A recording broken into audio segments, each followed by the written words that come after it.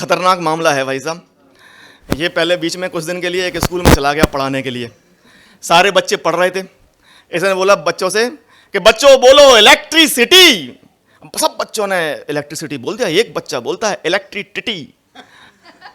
अरे यार ये बड़ा कह रहा है, ये तुम बच्चा इलेक्ट्रिसिटी बोल रहा है। फिर बोला इलेक्ट्रिसिटी, बच्चा बोलता है इलेक्ट्रिसिटी। ये बोलता है इलेक्ट्रिसिटी, बच्चा बोलता है इलेक्ट्रिसिटी। क्या लगे तुम्हारा समझ में नहीं आ रही, तुम एक काम करना, कल अपने घर से कोई बड़ा व्यक्ति लेके आना। अगले दिन वो अपनी माँ को लेके आया। इसकी माँ से बोला गया कि माता जी आपका बच्चा, हम बोलते हैं इलेक्ट्रिसिटी, ये बोलता है इलेक्ट्रिसिटी, ऐसे कैसे काम चलेगा। माँ बोलती है, आप माँ का क्या बोलती है सुनिएगा। माँ बोलती है सर जी इसकी कैपेसिटी इतनी है।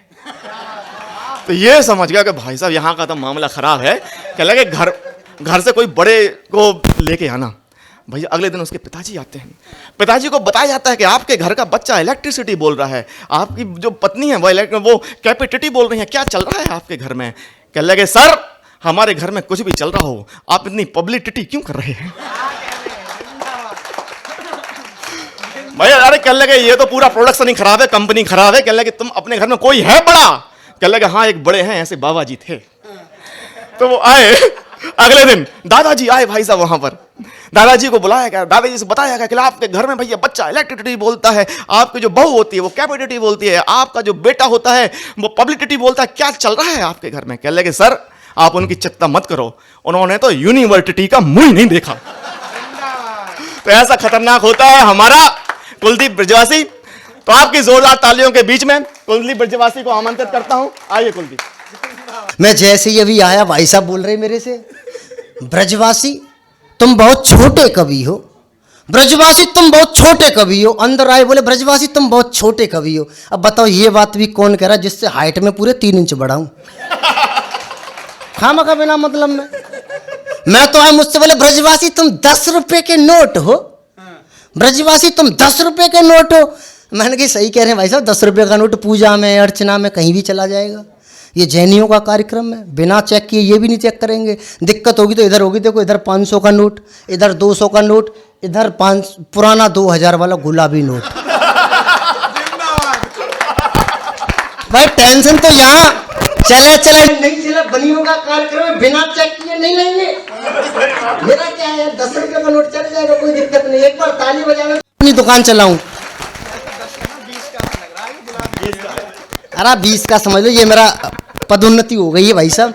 तो मुझसे तो कह रहे थे ब्रजवासी तुम किस रस के कवि हो। वो राजीव जी कहाँ गए आते ही, ब्रजवासी तुम किस रस के कवि हो। मैंने जी मैं तो गन्ने के रस वाला कवि हूँ।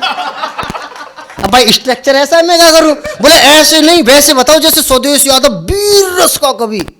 माना इतनी तेज अगर मैं बोल दूं तो मेरे नाम के पीछे जो ब्रजवासी लग रही है ना, वहां स्वर्गवासी लग जाएगा। अपने बस की नहीं भाई साहब। मैंने तो सर कैटेगरियां बना रखी हैं, कौन सा कवि किस रस का है। अगर आपको पसंद आए तो देखिए साहब, छोटे बड़े हर कवि सम्मेलन में जो मिले ऐसे कवियों को चापलूस कवि जानिए। मैं पहली बार आया हूं, समझ लो ओरिजिनल मैं ही हूं। अब जो बार बार आते हैं, छोटे बड़े हर कवि सम्मेलन में जो मिले ऐसे कवियों को चापलूस कवि जानिए। 4 पंक्ति बोलकर 4 कविता सुनाए ऐसे कवियों को तो खड़ूस कवि जानिए। और मंच पर बैठे बैठे 4 चाय पी में, जैनियों का कार्यक्रम में आएगी थोड़ी इस टाइम, ऐसे देखो। हाँ वो समझते ना पर चाह, मंच पर बैठे बैठे फूकट की चाय पीते ऐसे कवियों को मक्खी चूस कवि जानिए। और मेरी तरह सबको जो हंसते हंसाते रहे ऐसे कवियों को कारतूस कवि जानिए। ऐसे वो अलग बात है, ये राहुल भैया हैं, इन्होंने कारतूस के साथ साथ इधर देखो सूतली बम, इधर एटम बम, इधर फुलझड़ी भी है। मतलब व्यवस्था सब है। मैं तो बता रहा था भाई साहब, मैं तो देखो सीधा साधा आदमी, ये बता रहे मास्टर है पढ़ा, मतलब मैं तो सच बता रहा हूँ। जिस विद्यालय में मैं पढ़ाता हूँ वहाँ हिंदी का अध्यापक हूँ। कल परसों 3री क्लास के बच्चों को खड़ा करके हिंदी की मात्रा ज्ञान सिखा रहा था। एक बच्चे को खड़ा किया, मैंने कहा बता बच्चे हिंदी में मात्रा जो होती है लड़की में कौन सी मात्रा लगेगी। लड़का बोला सर पहले लड़की दिखाओ। मैंने कहा बदतमीजी, लड़की दिखाने से क्या मतलब, तू तो ये बता लड़की में मात्रा कौन सी लगेगी। लड़का बोला सर लड़की छोटी होगी तो छोटी ही की लगा दूंगा, बड़ी होगी तो बड़ी ही की लगा दूंगा। आजकल के बच्चे सब मैं क्या करूं, बच्चे बड़े कमाल के। एक दिन तो मैंने पूछ लिया, बच्चे बता भाग्यशाली किसे कहते हैं? लड़के का जवाब था सर जिसके भाग्य में साली हो वही भाग्यशाली हो।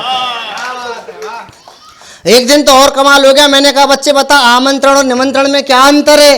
बोले सर जो आम के पेड़ के नीचे से दिया जाता है उसे आमंत्रण कहते हैं, जो नीम के पेड़ के नीचे से दिया है उसे निमंत्रण कहते हैं। एक दिन तो और भी कमाल हो गया भाई साहब, मैंने उससे पूछे बता बच्चे दुर्घटना और दुर्भाग्य में क्या अंतर है? लड़के ने जवाब दिया सर ये छत गिर जाए ये दुर्घटना है और आप फिर भी बच जाएं ये हमारा दुर्भाग्य है। नहीं मैं तो बता रहा था, देखो मैं कहीं भी ट्रैक घुमा सकता हूं, मैं तो बता रहा देखो मैं तो कैटेगरी में बात करता हूं, यहाँ मातृशक्ति भी विराजमान है।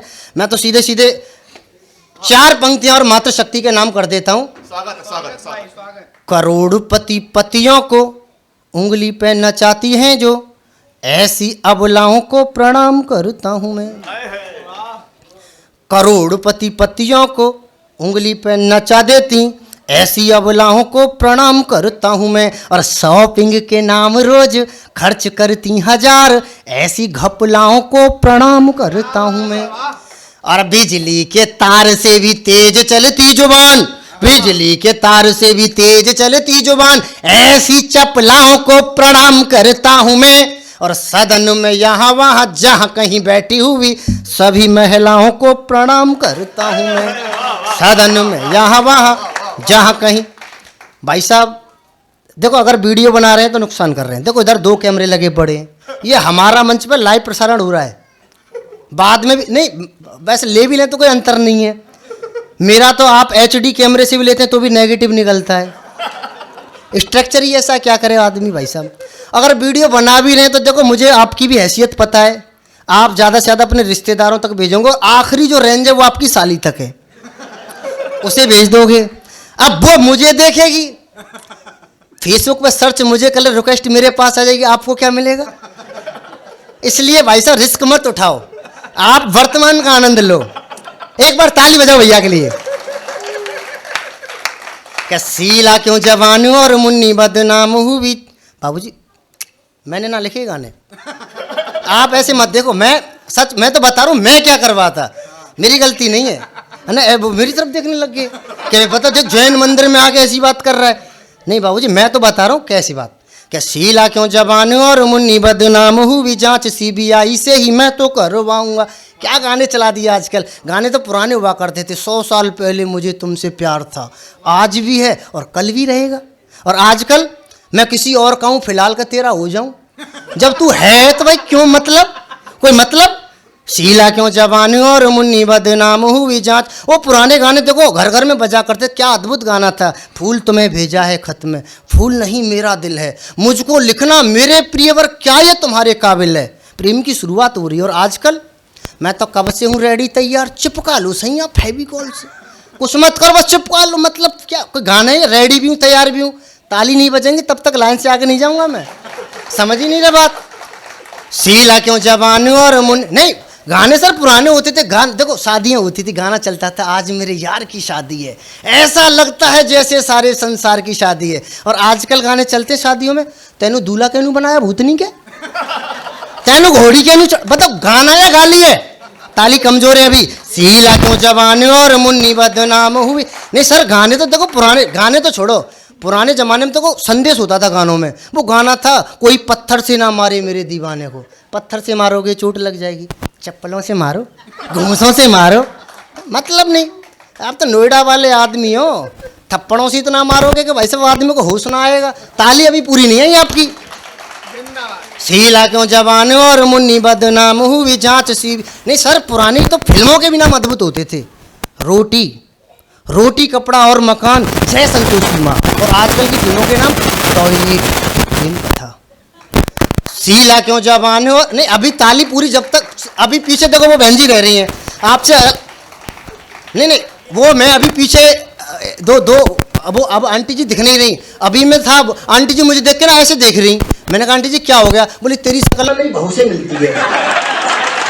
तो अगर आपका कुछ मिल रहा हो तो वो संयोग हो सकता है। बहन जी माफी चाहता हूँ, पर ताली जब तक नहीं बजेंगे मैं आगे नहीं आऊँगा। शीला क्यों जवान, और नहीं सर पुराने फिल्मों के गाने तो छोड़ो, डायलॉग भी कमाल के होते थे। पुष्पा आई हेट टीयर्स, और आजकल पुष्पा झुकेगा नहीं सर, सर पूरा झुक गया पर फिर भी झुकेगा नहीं। ये क्या मतलब, ताली सबरी आनी चाहिए इनके हिस्से की भी। हाँ अब ठीक है भाई।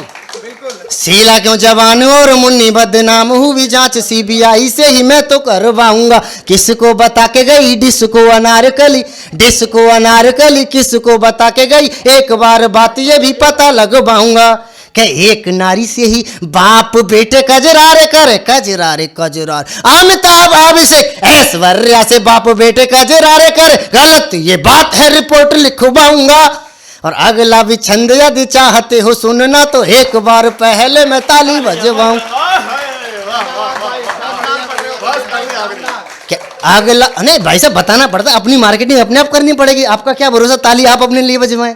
मैं तो बता रहा था, देखो देखो ऐसा है, ये तो छोटी मोटी बातें चलती है। मैं घर से अभी निकला था तो मैंने तो कहा था अपनी पत्नी से, देख भाई एक कप चाय बना दे अदरक वाली, क्योंकि मैं जा रहा हूँ कहाँ पे, जेएनयू का कार्यक्रम है। बढ़िया तरीके से गला खुल जाएगा तो पेमेंट मिल जाएगा, नहीं तो पेमेंट अधर में लटका हुआ है।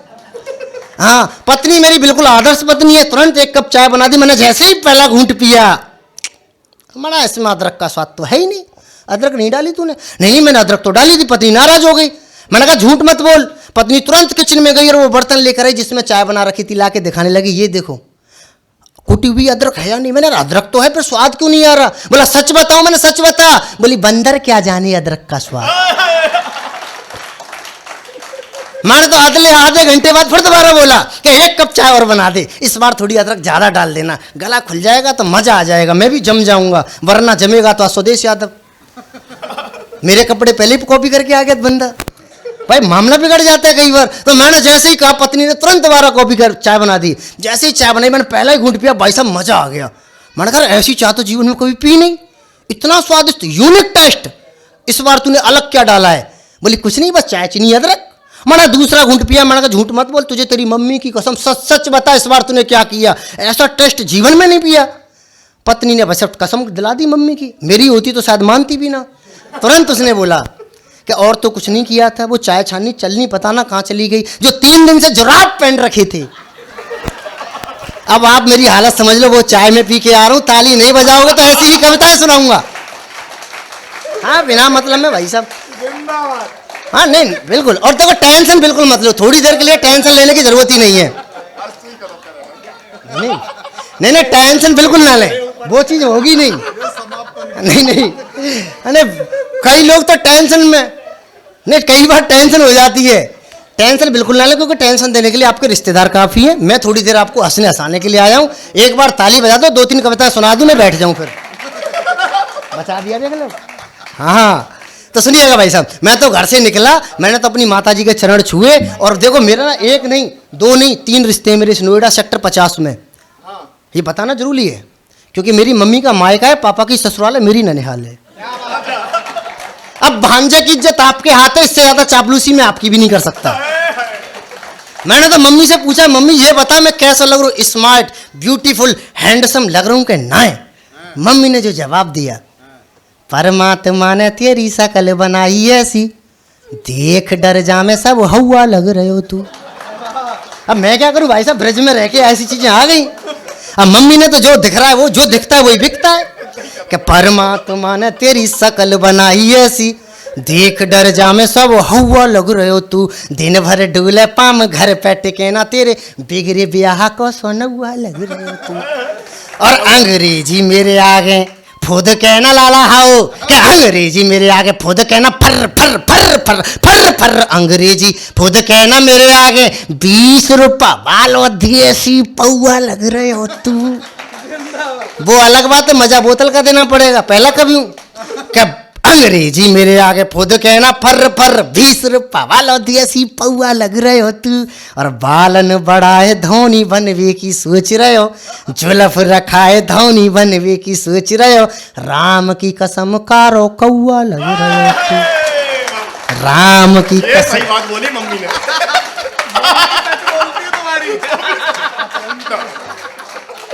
तो देखो मैं एक आखिरी छंद पढ़ देता हूँ, क्योंकि समय बहुत कम है, टीम बहुत बड़ी है। सिर्फ एक आखिरी छंद, उसके बाद आप कहोगे तो 2-3 कविताएं और सुना दूंगा।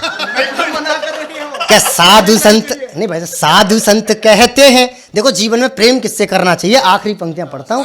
क्या साधु संत कहते हैं राम से लगाओ नेह, राम नाम जपने से प्राणी तर जाएगा। ऑफिस में बॉस कहे काम से लगाओ नेह, काम ही तरक्की में तुम्हारे काम आएगा। मित्र बोलते हैं नेह मित्रों से लगाओ, क्योंकि बुरे वक्त में भी साथ मित्र ही निभाएगा।